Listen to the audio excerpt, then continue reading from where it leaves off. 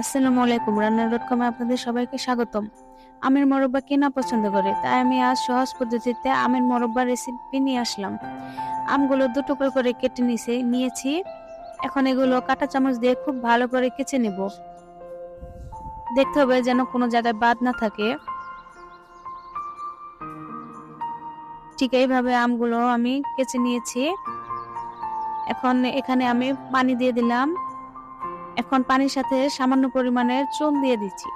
চুন দিয়ে আমগুলো 5-6 ঘন্টা আমি ভিজিয়ে রাখবো।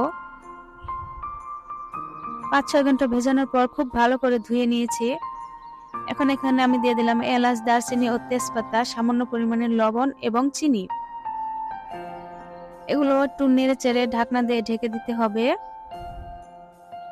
এখন চুলার আঁচ মিডিয়াম রেখে এগুলো রান্না করতে হবে। এখানে পানি দেওয়ার কোনো প্রয়োজন নেই, আম থেকে পানি বের হয়ে আসবে। খুব হালকা করে নেড়ে চেড়ে দিতে হবে। বেশি নাড়া যাবে না, বেশি নাড়লে আবার আমগুলো ভেঙে যাবে। এই পর্যায়ে আমের মোরব্বাগুলো হয়ে গেছে। এখন এগুলো রোদে শুকিয়ে নিতে হবে। ভিডিওটি কেমন লাগলো তা অবশ্যই আপনারা কমেন্টস করে জানিয়ে দিবেন। আসসালামু আলাইকুম।